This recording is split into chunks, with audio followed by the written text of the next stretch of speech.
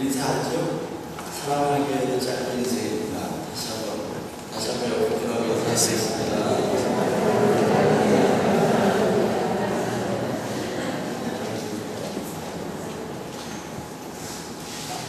오늘은 교회에 따른 첫 번째 설교 세례주일입니다. 이번 주일이 주의 세례주일입니다.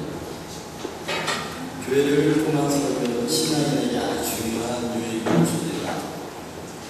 미리 선정된 본문이 있습니다. 3년이 한 텀입니다. 3년이 한 텀이 돼서 올해는 ABC 중에서 B년에 해당하는 때인데 미리 본문이 정해져 있습니다. 근데 이 본문은 우리 2000년 기독교 신앙의 역사적인 줄기를 따라 삼위일체 하나님의 역사를 따라 선정된 아주 중요한 본문들입니다.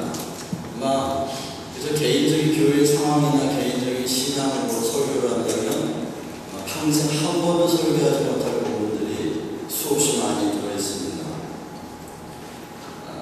그래서 이런 본문을 가지고 설교를 한다는 것은 우리 신앙이 지나치게 개인적인 신앙으로 치우쳐지는 것을 막고 구속사의 순서를 따라 신앙생활을 영위함으로써 모든 크리스찬들의 신앙의 역사의식을 심어주고 그리고 종말론적인 메시아 공동체로서의 성도의 본질을 잘 확립하고 지켜가게 할 것입니다. 역사의식을 심어준다는 말은 우리의 신앙의 의미가 나 개인에게 구원을 주는 것으로 끝나지 않는다는 것입니다. 우리가 믿는 진리는 역사적인 진리이고 우리가 믿는 하나님은 역사의 주인이십니다. 다시 말하면 우리의 신앙은 그런 역사를 주관하시고 섭리하시는 하나님의 구원 행위에 동참하는 행위라는 의식을 가져다 준다는 것입니다. 역사의식을 준다는 말은 이 역사에 대한 책임이 바로 그리스도인들에게 있다고 하는 생각을 갖게 하는 것입니다. 그러므로 사회가 잘못되고 있을 때 그것에 대한 책임의식을 기독교인들이 가질 수 있게 되는 겁니다. 교회력은 크게 대림절로 시작해서 성탄절, 주년절을 지나 사순절, 순환절, 부활절, 성령 강림 주일로 이렇게 순서대로 되어 있습니다. 오늘은 성탄절 후 주현절의 절기를 지나고 있고요. 2월 12일까지는 주현절입니다. 주현절이라는 말은 창조주 하나님이 성육신하여서 인자의 모습으로 나타나심을 기념하는 절기입니다. 오늘이 주현절의 절기를 기념하는 주일이라는 것을 마음에 두시고 본문을 보시겠습니다. 오늘 마가복음 1장 4절로 11절 말씀 다 같이 한번 읽겠습니다. 시작. 세례자 요한이 광야에 나타나서 죄를 용서받게 하는 유대인의 세례를 선포하였다. 그래서 온 유대 지방 사람들과 온 예루살렘 주민들이 그에게로 나아가서 자기들의 죄를 고백하며 요단강에서 그에게 세례를 받았다. 요한은 낙타포도수를 들고 허리에 가죽띠를 띠고 메뚜기와 들보를 먹고 살았다. 그는 이렇게 선포하였다. 나보다 더 능력이 있는 이가 내 뒤에 오십니다. 나는 몸을 눕혀서 그의 신발끈을 풀 자격조차 없습니다. 나는 여러분에게 물로 세례를 주었지만 그는 여러분에게 성령으로 세례를 주실 것입니다. 그 무렵에 예수께서 갈릴리 나사렛으로부터 오셔서 요단강에서 요한에게 세례를 받으셨다.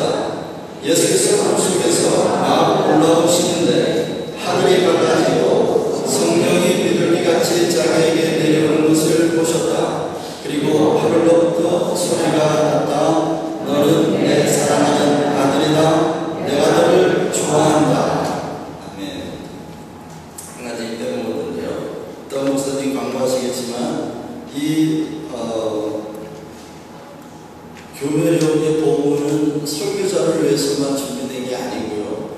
여러분들이 매일매일 읽는 성경 읽기도 다 본문이 정해져 있어요. 그래서 여러분들과 제가 정해져 있는 본문을 따라 여러분들은 매일 성경을 읽고 설교자는 정해진 본문을 따라 설교를 하면 여러분과 성도들과 설교자의 신앙의 흐름이 같아집니다.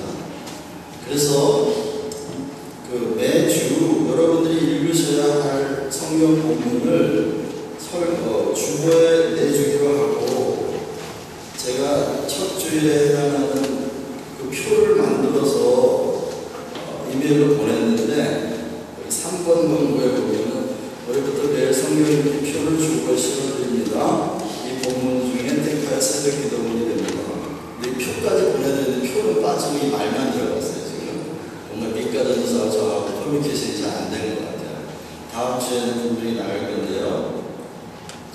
그래서 교회에서 하는 새벽 기도의 본문도 여러분들이 읽어야 할 매일 성경 본문 가운데 하나를 선택하여 새벽 기도를 하게 됩니다. 그러니까 여러분들이 매일매일 성경을 주어진 본문을 읽고 묵상하고 새벽 기도에 오시면 여러분들이 묵상한 것과 설교자가 설교한 것이 더 연합이 돼서 더 깊은 이해가 되겠지요. 그리고 온 교회가 함께 같은 영적인 흐름을 가지고 주의 말씀을 묵상하기 때문에 말씀의 영이신 성령의 역사가 더 강하게 우리 교회를 깊이 인도해 가실 줄 믿습니다. 꼭 실천해 주실 수 있기를 바랍니다.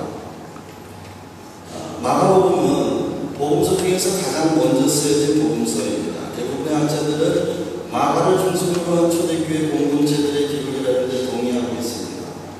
특이한 것은 마가, 그러니까 바나바의 조카로 알려져 있는 마가는 직접 세례 요한의 사역으로부터 복음서를 기록하고 있다는 겁니다. 마가가 생각하기에는 예수님의 출생이나 동정녀 마리아의 성령 잉태보다도 예수께서 세례 요한에게 침례를 받으심으로써 그가 성령으로 세례를 주시는 분이라는 선포가 복음의 시작이라고 믿었던 것이죠.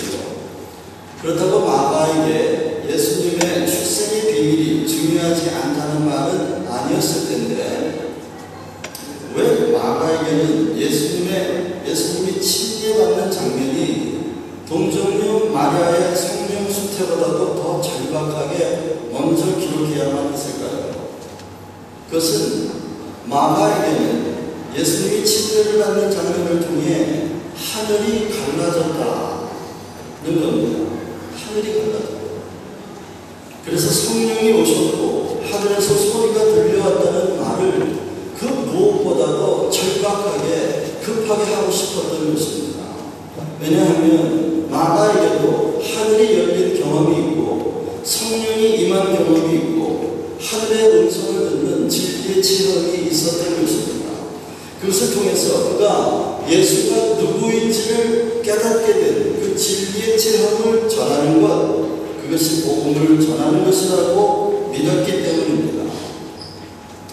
하늘이 열렸다는 것이 무슨 뜻일까요? 무슨 하늘의 구름이 멋있게 열렸다, 해가 비쳤다 그런 뜻이 아닙니다.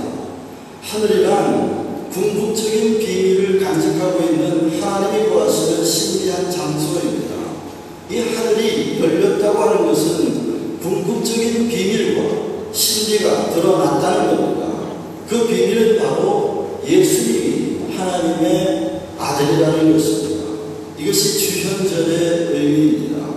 주님이 이 땅에 나타나셨다고 하는 것은 하늘의 창조, 피조물의 궁극적인 비밀과 신비, 그리고 모든 우주와 인류의 종말론적인 운명이 드러났다는 것을 의미합니다.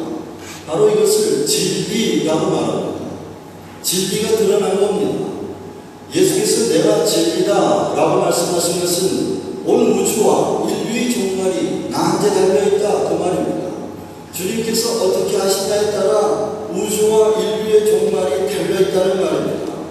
그러니까 마가에게는 예수님이 성령으로 동정녀에게 잉태되어 오신 분임을 믿는 믿음도 하늘이 열려 성령이 임하고 예수님이 누구신지를 선포하시는 하늘의 음성을 듣는 것보다 더 중요하지 않다고 믿는 겁니다. 결국 예수님의 성령 수태도 예수님이 하나님의 아들인 것을 증거하는 것이기 때문이죠.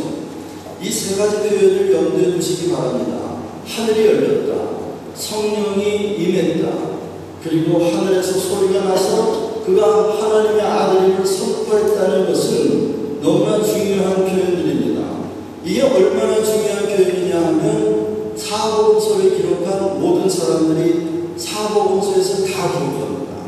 예수님이 세례를 받고 일어나실 때 하늘이 열렸고 성령이 임하고 그리고 하늘에서 소리가 났다는 겁니다. 이는 내가 낳은 아들이요 내가 기뻐하는 자라 하는 음성이 하늘에서 들렸다는 것입니다. 하늘에서 정말 그런 음성이 녹음기를 틀어놓고 확성기로 이야기하는 것처럼 들렸는지 아닌지는 확인할 길이 없습니다. 그러나 분명한 것은 예수님을 보고 성령이 임하여 예수님께서 하나님의 아들이고 예수님이 이 땅에 몸으로 말미암아 하늘에 속한 궁극적인 비밀이 드러났다고 하는 것만은 진리입니다. 그렇기 때문에 이 궁극적인 창조와 구원의 비밀, 그 신비가 드러나는 시작이 바로 예수님이 침례를 받는 사건이므로 마가복음뿐만 아니라 모든 복음서들이 다 기록하고 있는 것입니다. 왜 복음서 기자들은 예수님이 침례받는 사건을 그렇게 중요한 전환점으로 보고 있는 걸까요? 그것은 언약과 하나님이 인류를 구원하시겠다고 하는 언약과 그 언약이 성취가 되는 전환점이기 때문입니다. 예수님에게 침례를 준 사람은 마지막 선지자 침례 요한이었습니다. 마태복음 11장 11절에 말씀해 보면 예수님께서 율법과 선지자는 요한의 때까지다 말씀합니다. 다시 말하면 율법과 선지자들의 해야 할 일은 이제 요한으로 마지막이다 이런 뜻입니다. 왜 요한을 마지막 선지자라고 말씀하셨느냐? 그것은 구원의 계시의 바톤, 이 구원의 계시의 바톤을 들고 계주하듯이 바톤을 들어 달려오던 선지자들이 이제 마지막 주자이신 예수님에게 이 계시의 바톤을 넘김으로써 모든 선지자들과 율법의 역할이 끝났다는 것을 의미합니다. 그들이 지금까지 달려온 이유는 이 메시아를 만나기 위해서라는 겁니다. 선지자들 그들이 달려갈 수 있는 길을 다 달려온 것입니다. 이제 예수님은 선지자들에게 받은 구원의 계시의 바톤을 들고 꼬린 지점으로 들어가 구원을 완성하여 이 경기를 끝내시기만 하면 됩니다. 마태는 그래서 예수가 세례받은 이유를 모든 의를 이루기 위함이라고 말합니다. 하나님의 의가 온전히 이루어져서 온 땅에 드러나는 것이 구원의 계시가 완성되는 것입니다. 하나님의 의를 완성한다는 것은 하나님의 존재와 성품과 나라의 의로움, 그분의 정당함을 드러내서 하나님의 통치가 정당한 통치임을 온 세상에 드러내는 겁니다. 그러기 위해서는 먼저 세상의 모든 죄를 처리하는 것이 필요합니다. 성경에서 죄는 하나님의 통치를 거부하는 것이기 때문입니다. 그러나 하나님은 이런 피조물의 죄를 힘으로 제거하지 않으시고 그분의 의로운 성품으로 자신의 존재와 통치가 의롭다고 하는 것을 증거하시기 위해 세상의 죄의 대가를 스스로 지시기로 하셨습니다. 이렇게 하여 선지자들을 통해 메시아를 보낼 것을 예언하셨고 마침내 그 예언대로 지금 메시아가 오셨고 마지막 선지자인 세례 요한의 침례를 받음으로써 세상에 메시아로 그 모습을 드러내고 있는 것입니다. 침례 요한에게 받으신 주님의 세례는 모든 신자들에게 이루어질 상징적인 영적인 의미를 내포하고 있습니다. 곧 죄가 없어서 회개할 것이 없지만 예수님이 메시아로서 인류를 대표하여 세례 요한이 주는 회개의 세례를 받음으로써 심판을 상징하는 물속에 잠기심으로써 세상의 죄를 짊어지시고 자신의 죽음과 함께 세상의 죄에 대한 심판이 끝나고 예수 안에 있는 자의 모든 죄가 사해지는 길을 여신다는 뜻입니다.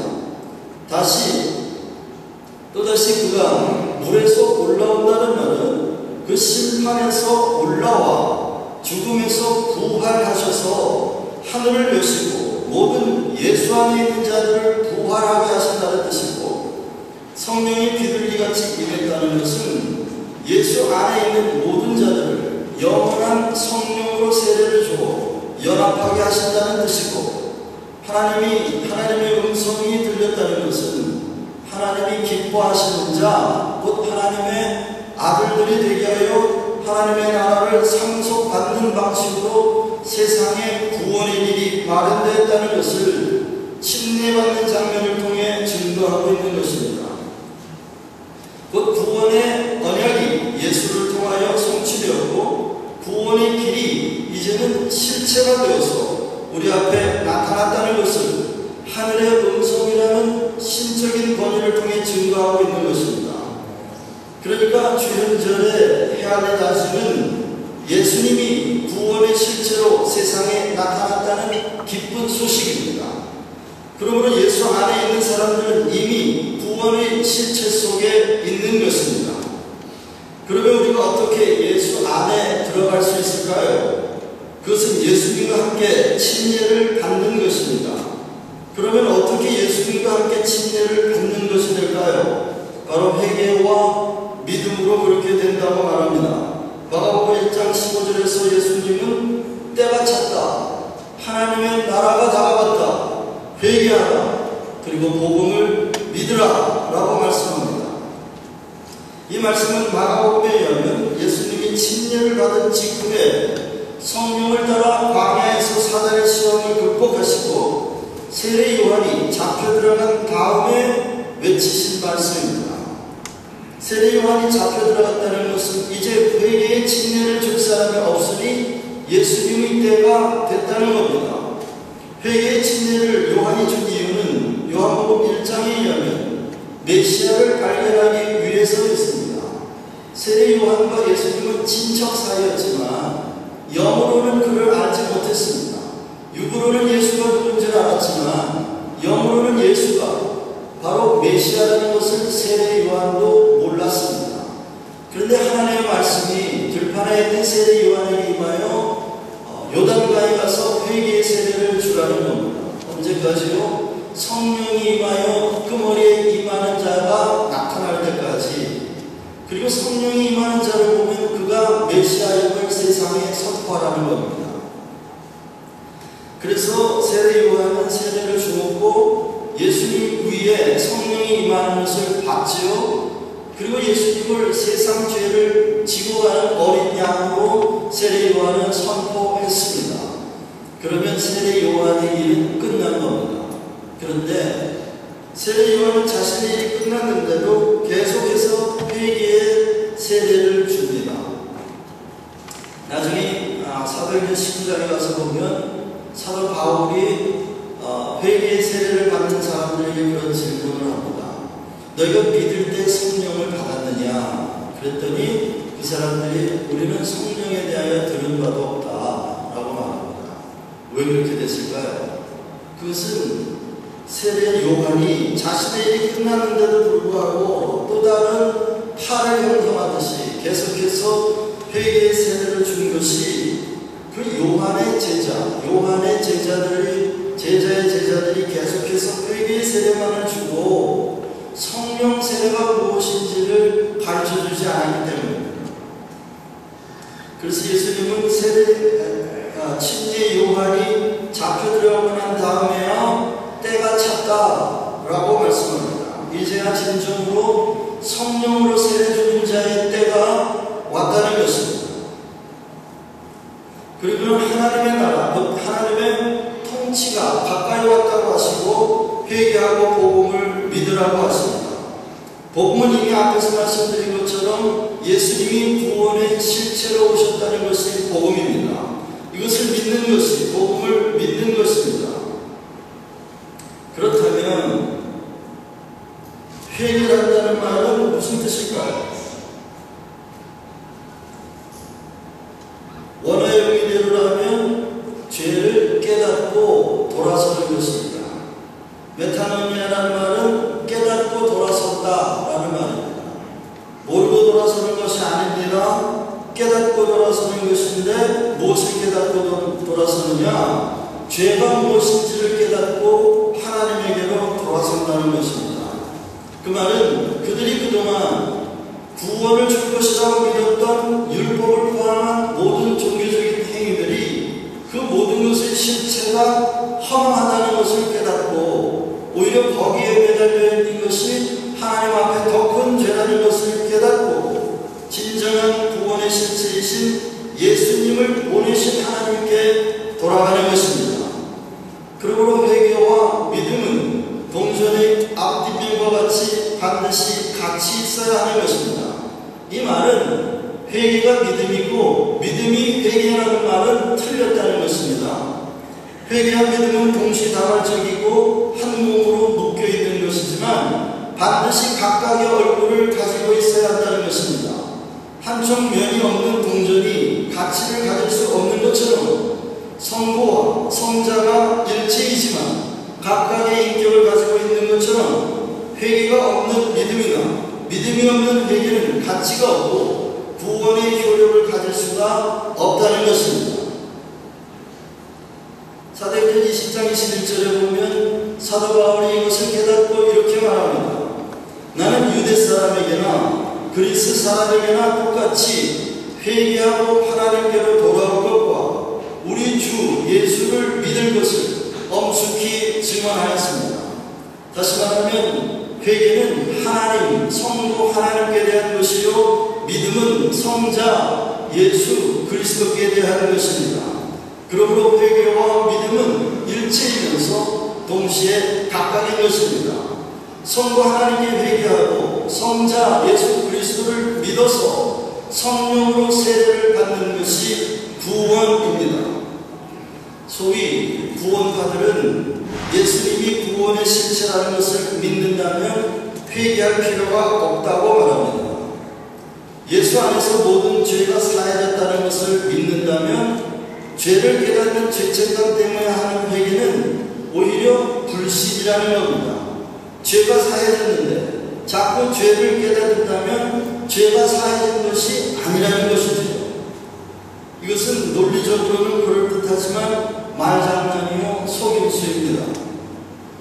이것은 진리와 상황의 관계를 모르는 말이지요. 실제와 실존의 차이를 모르는 말입니다.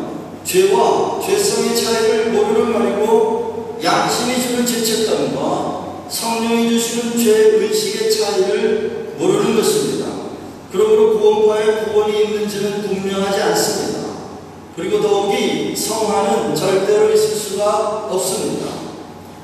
그러므로 아직 회개의 경험이 없는 사람은 자신의 믿음이 구원의 효력이 있을지 없을지 고민하고 계실 수밖에 없습니다. 그래야겠지요. 아버지가 없는 아들이 없는 것처럼 회개가 없는 믿음은 다 가짜입니다. 회개가 없는 믿음은 구원의 방법에 대한 지적인 동의를 하고 있는 것에 불과합니다. 여기서 말하는 회개는 내게 죄가 있다, 내가 죄가 있다, 나한테 죄가 있다 라는 수준의 회개가 아닙니다. 나의 존재 자체가 죄와 불가분하게 연합해 있기 때문에 내가 존재적인 죄인이라는 것을 회개하는 겁니다. 다시 말하면 죄인이란 하나님과 원수라는 것이죠. 내가 아무리 양심적으로 살았어도 존재적으로 하나님과 원수라는 것이 깨달아져야만 진정한 회개가 일어납니다. 하나님의 본질은 생명이요 하나님이 하시는 일은 살리시는 일인데 나의 본질 곧 하나님의 원수인 죄인의 본질은 사망이요 죄인이 하는 일은 모두 죽이는 일뿐이라는 것을 깨닫는 겁니다. 그럴 때에만 하나님이 없으면 내게는 생명도 없고 살리는 일도 할 수 없다는 것을 깨닫는 것이지요. 이런 회개가 되어야만 복음을 믿는 그 믿음이 진정성을 갖게 되는 것입니다. 그러면 이렇게 예수와 함께 침례를 받는다는 것은 무슨 의미일까요? 회개와 믿음으로 침례를 받는다는 것인데 그것은 무슨 의미일까요? 예수님이 받으신 물침례는 상징적인 것이었습니다. 물침례의 실체는 십자가입니다. 죽음의 침례이지요. 마가복음 10장 39절에는 예수님께서 이렇게 말씀하십니다. 제자들이 예수님에게 영광 받으실 때 나는 오른쪽에 저 사람은 왼쪽에 앉혀달라고 요구를 하니까 예수님께서 이렇게 말씀합니다. 너희는 너희가 구하는 것이 무엇인지를 모르고 있다. 내가 마시는 자를 너희가 마실 수 있고 내가 받는 세례를, 내가 받는 침례를 너희가 받을 수 있느냐? 그들이 그들에게 말하였다. 그들이 예수에게 말하였다. 할 수 있습니다. 예수님께서 그에게 말씀하셨다. 내가 마시는 잔을 너희가 마시고 내가 받는 침례를 너희가 받게 될 것이다 라고 말씀합니다. 주님이 받으실 세례는 십자가이고 제자들도 그 세례를 받으실 것이라고 하십니다. 언제로? 성령 강림 이후 그들이 복음을 깨닫고 믿었을 때의 일입니다. 이것을 깨달은 바울은 로마서 1장에서 이렇게 말합니다. 세례를 받아 침례를 받아 그리스도 예수와 하나가 된 것은 우리는 모두 침례를 받을 때와 우리는 모두 침례를 받을 때에 그와 함께 죽었다는 것을 여러분은 알지 못하십니까? 그러므로 우리는 침례를 통하여 예수님의 죽으심과 연합함으로써 예수님과 함께 묻혔던 것입니다. 그것은 그리스도께서 아버지의 영광으로 말미암아 죽은 사람들 가운데서 살아나신 것 같이 우리도 또한 새 생명 안에서 살아가기 위함입니다. 우리가 그의 죽으심과 같은 죽음을 죽어서 그와 연합하는 사람이 되었으면 우리는 부활에 있어서도 또한 그와 연합하는 사람이 될 것입니다. 예수님과 함께 침례를 받는다는 것은 예수님과 같은 죽음으로 죽는다는 뜻입니다. 다시 말해 예수님의 죽으심의 의미는 모든 죄에 대한 심판의 의미로서의 죽음입니다. 죄에 대한 모든 심판을 예수님의 죽으심 안에서 끝내셨다는 겁니다. 주님과 함께 침례를 받는다는 말은 예수님의 죽음이 곧 내 죽음이 되어서 나의 모든 죄가 이미 예수님 안에서 심판이 끝났다고 믿어지는 죽음을 죽는다는 겁니다. 쉽게 말하면 예수님의 죽음이 내 죽음으로 믿어진다는 것입니다. 그런 사람들만 주님과 함께 침례를 받은 것입니다. 이런 사람을 성경은 물과 성령으로 거듭난 사람이라고 말합니다. 물이 심판의 상징이라면 성령은 구원의 실체로서의 예수의 영입니다. 물이 메시아의 나타남으로 인류의 죄에 대한 심판의 올 것에 대한 약속이라면 성령은 예수 안에서 심판의 약속이 끝난 부활과 구원의 실체입니다. 물이 회개의 상징이라면 성령은 믿음의 보혜사입니다.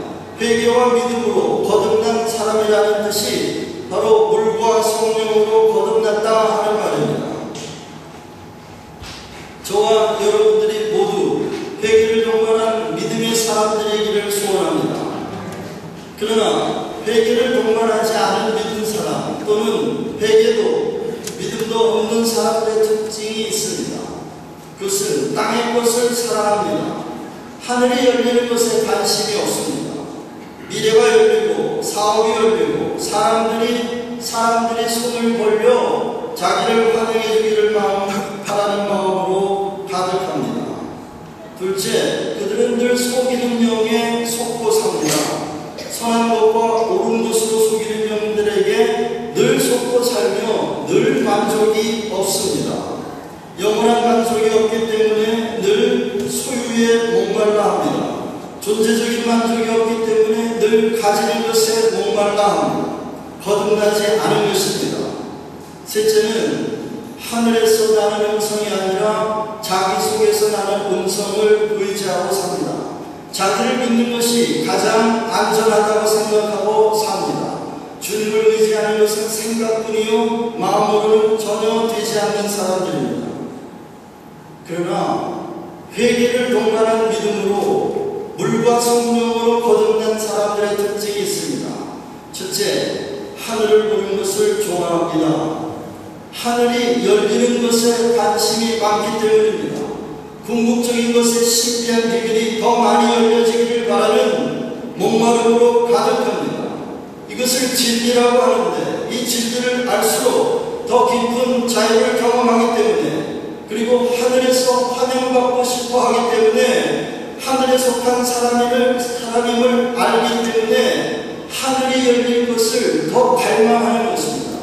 하늘이 더 분명하게 열려서 이 세상과 우주와 인류의 궁극적인 모습이 어떠할지를 더 분명하게 알고 싶은 마음으로 가득하기 때문에 하늘을 사랑하는 것입니다. 둘째, 성령의 임재를 기다리고 그 속에서 살아갑니다. 성령은 예수의 영으로서 구원의 실체입니다. 성령은 생명의 영으로서 살리는 일을 하게 하는 신비한 영인데 항상 예수와 함께 죽음의 침례를 받았다는 것을 기억하게 하시며 내가 죽음에 넘겨지는 것이 남을 살리는 것임을 경험시키심으로써 자기를 부인하는데 삶은 더 긍정적으로 바뀌는 신앙의 신비를 경험시키는 영이 바로 성령님이십니다. 자기를 부인할수록 더 큰 만족을 경험시키는 분이 바로 성령님이십니다. 그리고 내가 죽음에 넘겨지지 않을 때 죄의 실존이 우리를 지배하게 되고 그럴 때 우리 속에서 탄식함으로써 죄책감이 아니라 죄의식을 주셔서 이미 죄에 대하여 죽었음을 믿지 않는 것이 바로 죄의 실존이 우리를 지배하게 만드는 실질적인 죄인 것을 깨닫게 하시는 민감한 영이십니다. 셋째, 하늘의 음성을 듣고 삽니다. 인간이 가장 목말라 하는 사랑한다는 말을 땅에서 사람들에게서 기대하지 않습니다. 하늘에서 들리는 너를 사랑한다는 하나님의 음성으로 그 사랑을 확인합니다. 인간이 가장 목말라 하는 기쁨도 땅의 쾌락에서 찾지 않습니다. 그런 것 다 허망한 것이기 때문입니다. 하늘의 아버지가 나를 기뻐하신다는 것이 가장 안전한 기쁨인 것을 발견했기 때문입니다. 이런 사람들은 비록 메마른 광야를 걷지만 가는 길은 하늘길을 걷는 사람들입니다.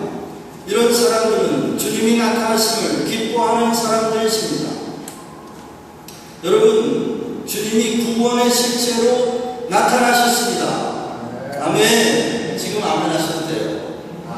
주님이 구원의 실체이십니다. 앞으로 한 달 이상 동안 주님이 나타나심을 묵상하시고 하늘이 열리는 것과 성령이 임재하시는 것과 하늘의 음성을 기뻐하시는 주님처럼 주님이 나타나시는 주현절의 영성으로 한 달 이상을 살아내시기를 주님의 이름으로 축원합니다. 기도하겠습니다.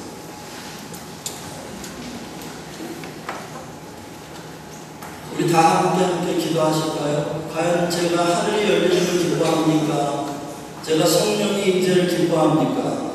그리고 하늘의 음성을 듣는 것을 무엇보다도 기쁘게 여깁니까? 하나님, 우리 자신을 돌아보면 주님께서 이 땅의 구원의 실체로 오신 것을 진실로 기뻐하는지 아니라면 기뻐하는 사람이 되게 해달라고 기도하시고 진정한 회개와 믿음으로 주님과 함께 침례를 받는 공동에 들어가고 위에서 함께 소리내어 간절히 기도하기를 바랍니다. 기도하겠습니다.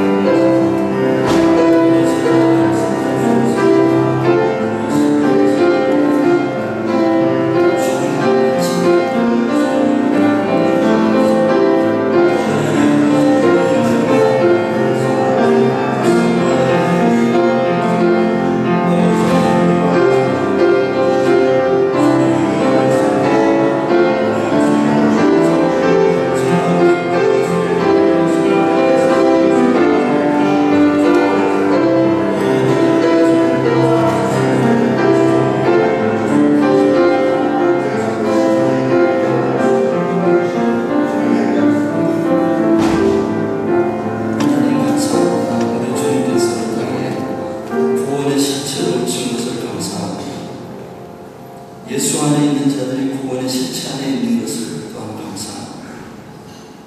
하나님, 그럼에도 불구하고 우리의 삶에 염려와 근심이 우리의 마음을 사로잡힐 때마다 하늘을 보기보다는 땅을 보고 성령의 임재를 기다리기보다는 귀신에 속고 하나님 하늘의 음성을 기뻐하기보다는 자신의 생각과 자신의 말에 안전의 기초를 두고 사는 연약한 저희들입니다. 주님이 용서하여 주시고 이 주연절을 지나는 동안 주님이 우리 앞에 구원의 실체로 오신 것을 기뻐하게 하시고 하나님 하늘이 열린다는 것은 무엇인지 성령이 임한다는 것이 무엇인지 하늘에서 신적인 권위를 가지고 내가 하나님의 아들인 것을 선포하는 일이 무엇인지 하나님 깊이 묵상하며 이 주연절이 지나가기를 간절히 바라고 원합니다. 주님 함께 하실 줄 믿고 감사드리며 예수님 이름으로 간절히 기도하옵나이다. 찬송 486장 함께 일어나서 찬송 드리겠습니다.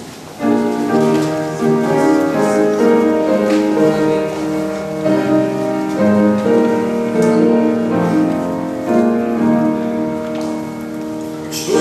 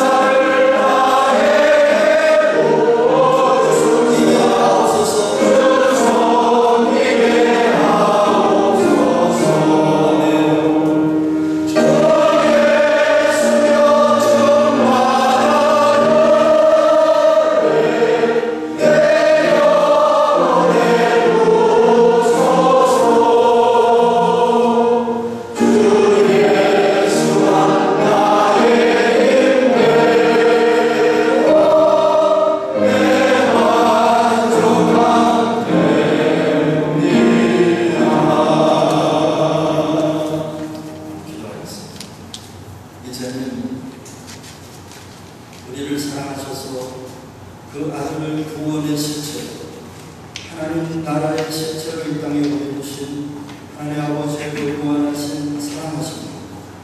이 땅에 구원의 실체로 오셔서 십자가를 지시고 십자가에 동참하는 모든 자를 주 안에 두고 하나님 나라의 구원의 실체에 들어가게 하신 우리 주 예수 그리스도의 은혜와 지금도 교회의 영으로 생명의 영으로 진리의 영으로 우리 가운데 임재해 계셔서 우리로 깨닫고 하나님께 돌아서게 하시고 깨닫고 주 예수 그리스도를 믿어 구원의 실체를 증거하게 하시는 성령의 역사가 이제로부터 개인적인 신앙에 머물지 않고 역사적인 책임을 다하기 위하여 하나님 안에 믿는 신앙 안에 역사의식이 더 풍성해지기를 원하며 돌아가는 모든 주사랑교회 성도들과 가정과 그 기업과 번석들 위해 이제부터 영원토록 함께 계실지어다. 아멘.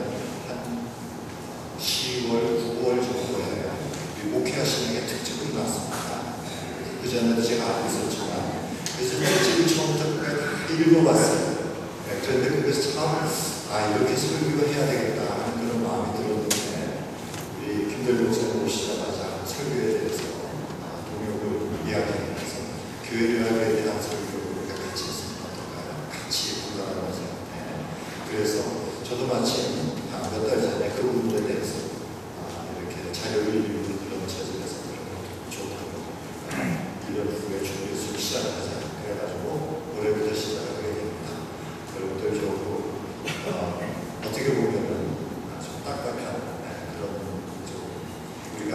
우리의 삶하고 이렇게 직관되어 있는 되지 않았다는 성경 공부들이지만 여러분 이것이 얼마나 우리의 현재의 삶을 우리의 현재의 삶에 얼마나 큰 영향을 그리고 우리의 삶을 풍요롭게 하는지 모릅니다. 이런 설교를 듣고 계속해서 우리가 그것을 묵상할 때 우리 하루하루의 삶에 이것이 얼마나 큰 힘이 되는지 모릅니다. 여러분들 이해해 주시고 제가 칼럼을 쓴 것과 같이 위해서 기도해 주시고 협력해 주시기를 부탁드립니다. 그리고 계속해서 말씀 읽기표도 함께 해주시고 새벽 기도에 전 이사야서 지금 42장까지 나가고 있는데 그거 마칠 때까지는 저는 계속해서 새벽 기도에 이사야서를 합니다. 그러나 그거 마치면 계속해서 우리가 교회를 위한 설교 공부를 새벽 기도로 적용하려고 생각을 합니다. 그래서 기도해 주시고 협력해 주시기 바랍니다. 2012년도 주일 점심 식사 헌신자 명단에 이름을 올려주시기 바랍니다. 여러분들 우리가 밥 먹습니다. 근데 헌금 내는 거고 여러분들이 거기에 사인해 주시고 헌신 안 해주시면은 교회 헌금 내는 데서 계속 먹고 마시는데 지출이 나가야 됩니다. 여러분들 그래서 나도 매일 점심을 먹으니까 우리 교인들 한번 점심을 사고 싶다 그렇게 생각하시는 분은 500개를 헌금을 하시면 됩니다. 그래서 주일날 하고 위에 이렇게 표가 있는데 거기에다 내가 예를 며칠날 주일날 교인들 식사를 대접하겠습니다. 그렇게 하는 겁니다. 그래서 이름을 쓰시면은 500개 하시면은 다른 분들이 봉사를 하십니다. 그런데 조금 더 어떤 기념일을 축하하기 위해서 다른 반찬을 하기를 원하시는 분들은 또 같이 오실 수도 있습니다. 많이들 참여해 주시기를 부탁드립니다. 생명 아카데미가 시작됩니다. 주제는 타락입니다. 19일날에서부터 매주 목요일날 6주 동안 시작이 되는데요. 저녁 7시에 간단한 일저녁 김밥이라든지 만두라든지 일 끝나고 적으신 분들을 위해서 준비를 합니다. 많이들 오셔서 들으시기를 부탁드립니다. 균형중고등부 연합수련회가 22일 주일 월요일 날 2박 3일 동안 있게 됩니다. 부모님들은 자녀들 많이 보내주시기를 부탁드립니다. 사역자 수련회가 있습니다.